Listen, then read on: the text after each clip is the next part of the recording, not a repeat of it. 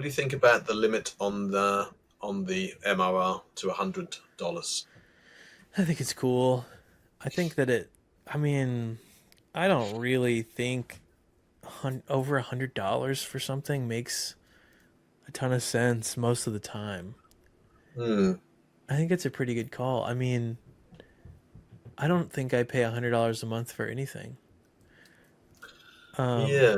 my group is $100 a month, $99 a month. We're kind of at the very top because I noticed before we started the ads lab, I was in a group that was a paid Facebook group for media buyers, and it was $100 a month. And I Hmm. realized I've been in this group for years, so Yeah.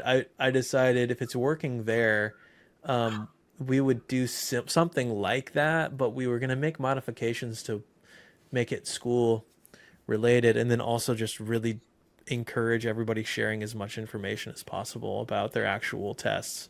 And Yeah.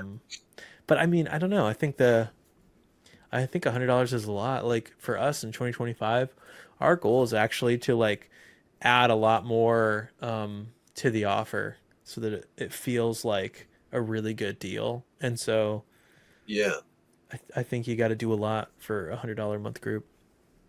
It's true, isn't it? Yeah. And I think it's also kind of hard to find something, yeah, where people get monthly value, monthly value from something that that they're happy to continue paying $100 for. Yeah, Uh, it's true. I mean, you got a lot of churn for $100 and up things. Typically, you've got your 99 a month mm. VIP. I noticed. How do you feel about you got your free and your 99? Have you played with free trials? What made you decide on having two groups and being at 99 for the paid one? Yeah, I kind of. So let's see. Free trial wise, I haven't used that. I'm kind of saving that for select moments, Okay. kind of like special offers Mhm. and things like that. So, and what? Yeah, why is that? I don't know. I think it's just kind of an instinctive thing, really. I don't know. I feel Mhm. like I may be wrong, but I kind of feel like having a free trial all the time might sort of devalue the group in some way. I don't know.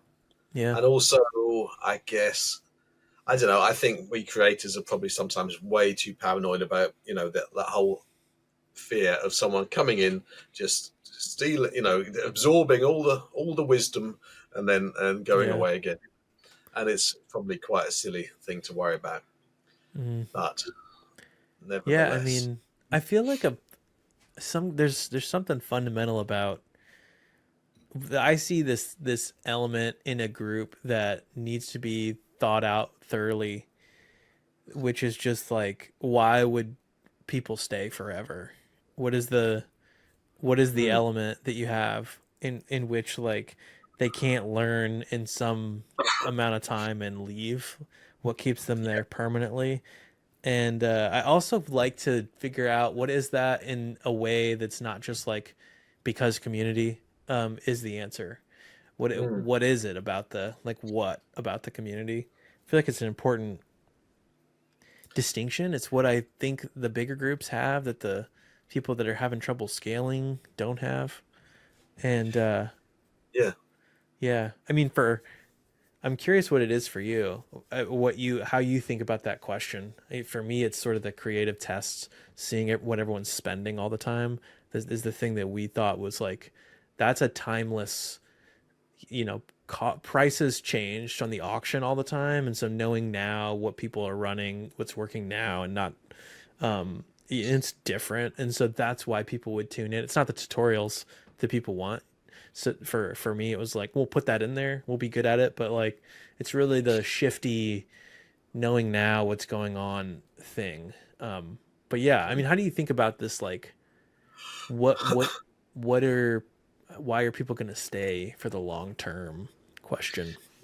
Yeah, I think with conversion and about pages, I think my kind of steepest hill to climb is to kind of help people realize that an about page isn't just a one and done, set it and forget it type deal, because we're always going to be wanting to to make new VSLs. I think too many people go through the rigmarole of shooting a VSL and then they think they're done, Mm. but in reality, as their group progresses, they're always they're gonna realize more what the true value of the group is, and what does make people stick, and what they want to actually have in their kind of front store windows, which is the way I Mm. see an about page. It's the front store windows Mm. like a department store, isn't it? Mm-hmm. It's the display, and Yeah. and everyone knows that department store windows never stay the same. They're very seasonal, and you know, and then Mm-hmm. there's school updates, and there's a whole host of reasons why we need to be working and overhauling our about pages all year round. But that is a tricky thing, and so yeah, I do have like my plan is to kind of foster this kind of similar kind of experimental kind of aspect that you have, kind of case studies and things where people who have their about pages dialed in kind of, for instance, like choose one thing to tweak every week and then Mm-hmm. come back the next Sunday to tell the group how their 7-day experiment went, conversion rate wise. Mm-hmm. Um, but at the moment, the groups are really new, and the VIP group is so new. So I don't really have all that many members who are at that point where they're kind of, they're looking to just tweak one thing. You know, Mm-hmm. um, we're in the process of getting people's pages dialed in, but that's the plan, that kind of thing. And in the VIP group, I just started on the tutorial side, like a conversion machine masterclass. That's the name of it. Basically, just a mega course with bite-sized courses inside it about all the different about page elements. Mm. A course on the offer, a course on pain points, all that stuff, and that will grow over time.